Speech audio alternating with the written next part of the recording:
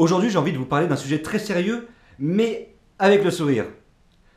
Et ça, c'est ce que j'appelle une super entrée en matière.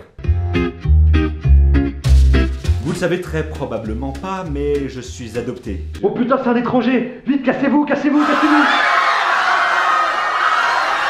Comme ça peut se voir au premier abord sur ma tronche, je suis de Sao Paulo. Alors pour les perdus de la vie, Sao Paulo, qu'est-ce que c'est? Bah Sao Paulo, c'est cette petpetite ville qui est située au sud-est du Brésil. Oui, je suis brésilien.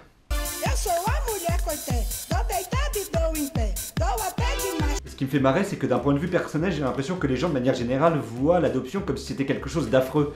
Et je dis ça parce qu'il suffit de voir la tête qu'ils font quand je leur en parle. Ah ouais, le Brésil, non, je connais pas, mais j'aimerais trop y aller, ça a l'air trop beau. Pourquoi t'y es allé, toi? Moi, le Brésil, non, j'y suis pas allé récemment, mais je suis né là-bas, quoi. Ah ouais, t'as des parents brésiliens, c'est cool ça. Ah non, pas du tout, non, mes parents sont français. Ah, je comprends, t'es né pendant qu'ils étaient en vacances. Ah non, pas du tout, non, ils m'ont juste adopté. Enfin, j'ai été adopté par eux.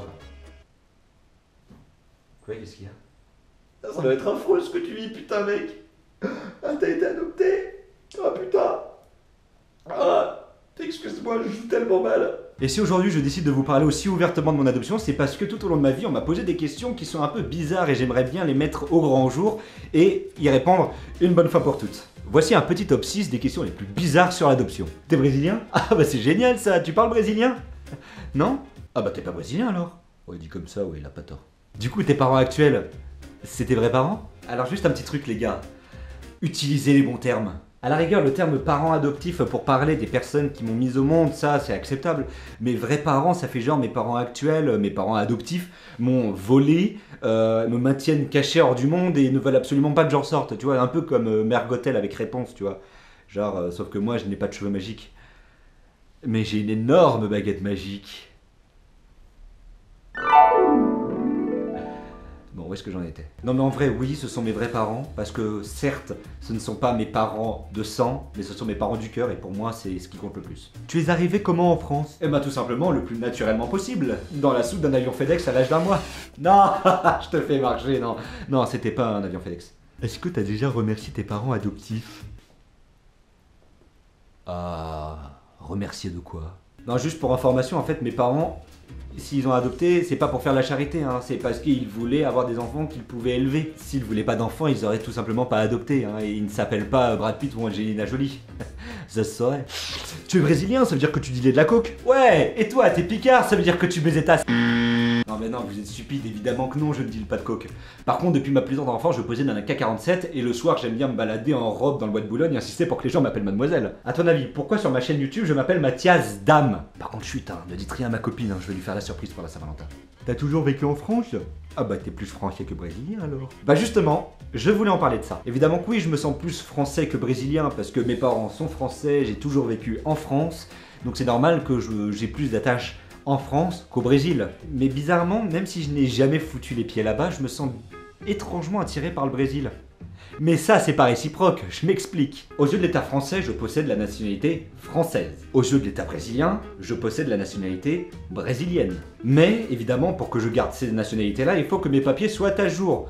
Surtout pour le Brésil. Aux yeux des Brésiliens, il y a une sorte de fierté nationale, ce que je comprends tout à fait, évidemment, qui fait que si tu es né au Brésil de parents brésiliens, tu es brésilien. Mais cette fierté nationale fait que si tu es né de parents brésiliens au Brésil et que tu changes de nationalité au cours de ta vie, t'es juste qu'un putain de lâche. Et étant donné que mes papiers ne sont pas à jour, si par malheur je décide d'aller visiter Rio de Janeiro par exemple avec des amis, étant donné que j'ai passé ces 22 dernières années en dehors du territoire, et ben tout simplement les autorités sont en droit de me garder captif entre guillemets au Brésil le temps que je fasse mon service militaire.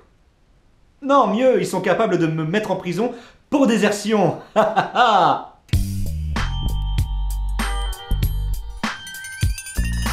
tout simplement, pourquoi je vais pas refaire faire mes papiers? C'est simple. Il y a quelques instants, j'ai parlé de fierté nationale, donc c'est-à-dire que si je suis brésilien, je dois évidemment parler le portugais. Mais étant donné que je ne parle pas un seul mot de portugais, si je me pointe au consulat du Brésil qui me parle en portugais et que je ne sais pas leur répondre, parce que je ne parle pas un seul mot, eh ben ils vont m'engueuler. Et moi j'y vais pas parce qu'on n'engueule pas les demoiselles. Enfin bon, quoi que je dise sur le Brésil, c'est totalement stupide que je me ferme les portes de ce pays qui est quand même exceptionnel, simplement parce que j'ai la flemme d'aller faire mes papiers, donc je pense que je vais aller refaire mes papiers et je vais partir, que ça soit avec des potes ou même avec vous, hein. Moi ça me dérange pas, hein. On peut se faire ça, on peut se faire une bouffe et on part là-bas. En attendant, si toi tu as été adopté, que tu as vécu les mêmes histoires ou que tu n'as même pas vécu la même histoire mais que tu veux me la raconter, ou même si tu n'as pas été adopté du tout mais que cette vidéo t'a plu, n'hésite pas à cliquer sur Mathias Dame derrière. Comme ça tu me rejoindras sur ma chaîne. Et surtout moi je vous fais de gros bisous, je vous dis à très bientôt, portez-vous bien, ciao bye bye, adios.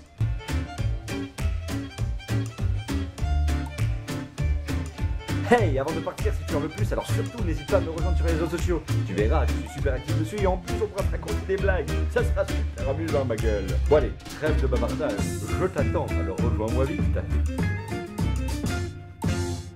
Non mais franchement, une fois de plus, j'ai dû contenir mon côté féminin là pour cette vidéo. Moi je trouve ça un peu énervant. Ce sexisme où c'est Mathias homme qui parle et pas Mathias dame qui parle.